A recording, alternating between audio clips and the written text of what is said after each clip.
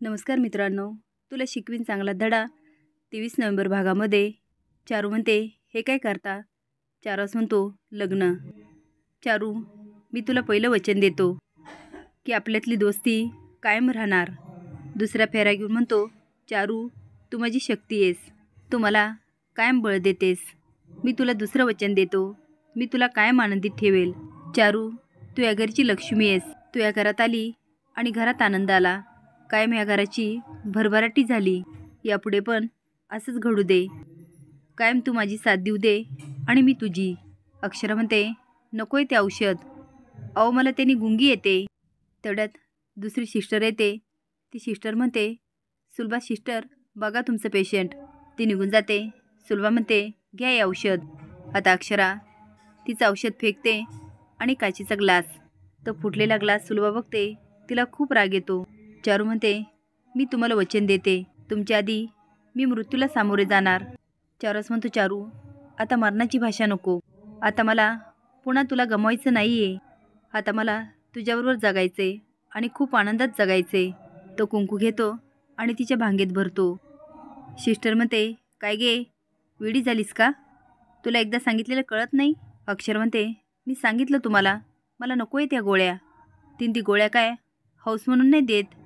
ए दिनकर, ते क्लीन करायला बोलव रे. बाईने औषधाची बाटली फोडली. तिच्या डोक्यावर परिणाम झालाय. ए कुठे राहिला, पाठव लवकर. ती बोलवायला जाते, पण तिचा मोबाईल अक्षराच्या बेडवर असतो. ती पटकन उचलते आणि कॉल बघते आणि वाचते, बजरंग.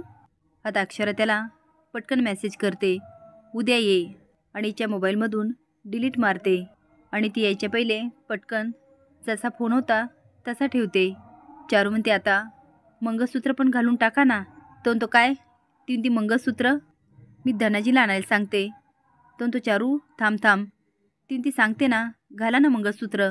तो चारू, चारू थांब, कुठे चालली लगेच? ती फक्त मंगळसूत्रच राहिलं. तो चारू, आपलं लग्न आहे ना?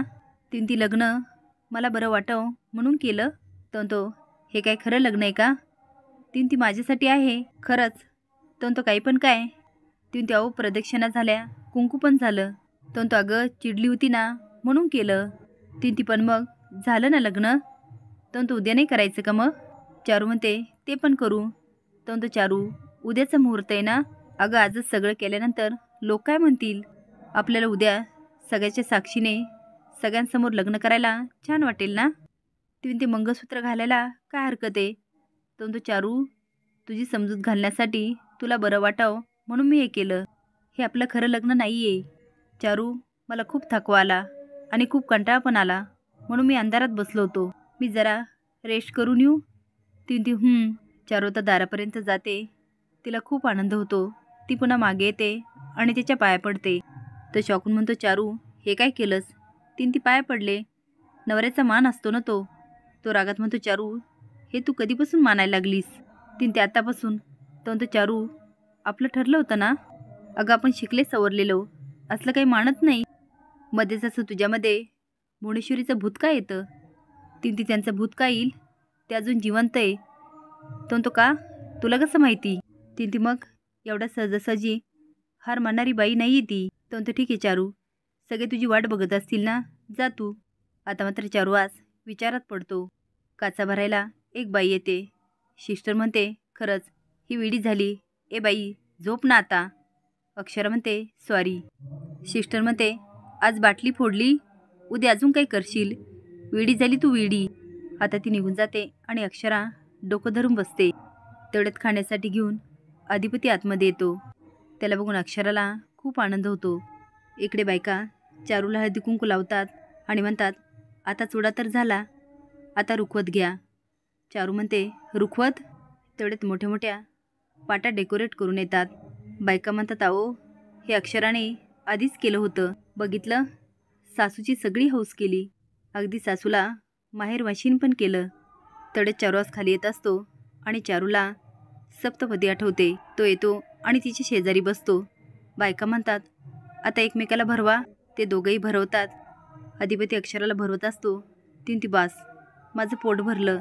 तो मास्तरीबाई, तुमचे आवडतं सूप आहे, एवढा चमचा. ती अधिपती, मला घरी जायचं. तुम्ही का घेऊन जात नाही आहे? तो मास्तरीबाई स्ट्रेस घेऊ नका. ती स्ट्रेस घेऊ नका म्हणजे तुम्हाला कळत नाही का? मला नाही राहायचं इथे. अहो समजून घ्या. ती अधिपती त्या चारुलता मॅडम नाही आहे, त्या भुवनेश्वरी मॅडम आहेत. मला सांगा त्याने काय फरक पडतो? आईसाहेब असल्या तर काय होणार आहे? ती अधिपती असं कसं बोलता? अहो तुम्हाला त्रास होऊ नये म्हणून. ती तुम्हाला कळतं का? भुवनेश्वरी मॅडम आपल्याला फसवत आहेत. अहो त्या बाबांशी लग्न करतायत. अधिपती म्हणतो करू द्या ना मग, त्यांनी काय फरक पडणार आहे? अहो त्यांच्या हातात सत्ता जाईल. मास्तरीबाई मी तुम्हाला पहिले पण सांगितलं, ह्या घरातली सत्ता आईसाहेबांच्याच हातात आहे आणि ती त्यांच्याच हातात राहणार. मग तुम्ही का हट्ट धरला? अक्षरा म्हणते मला हे सिद्ध करायचं. त्या भुवनेश्वरी मॅडम आहे. मी तुम्हाला परत तेच विचारतो, त्यांनी काय फरक पडणार आहे? आईसाहेब असल्या तर आईसाहेब. ती अधिपती तुम्ही असं का बोलताय? बजा मोबाईल बघून म्हणतो ही सुलभा डोक्यावर पडली का? आधी विचारलं येऊ का तर नाही म्हणली आणि आता मेसेज करते ये म्हणून. आपल्याला काय, ये तर ये, जातो उद्या. अक्षरवंती अधिपती तुम्हाला नाही वाटत का भुवनेश्वरी मॅडम आपल्याला फसवतायत? मास्तरीबाई तेच सांगतो, काय फसवतात आईसाहेब? असल्या आईसाहेब तर असल्या. अहो त्यांना मी बजरंगशी बोलताना बघितलं आणि नंतर त्या नाही होऊन पडल्या. इकडे बजरंग फोनवर बोलत असतो. अरे मी तर जेलात आहे, मी कुठं बाहेर आहे. तिचा ना लय जुना हिशोब मिटवायचा आहे, तिला सोडत नाही अशी मी. असेच नवीन अपडेट जाण्यासाठी लाईक आणि सबस्क्राईब करा. धन्यवाद.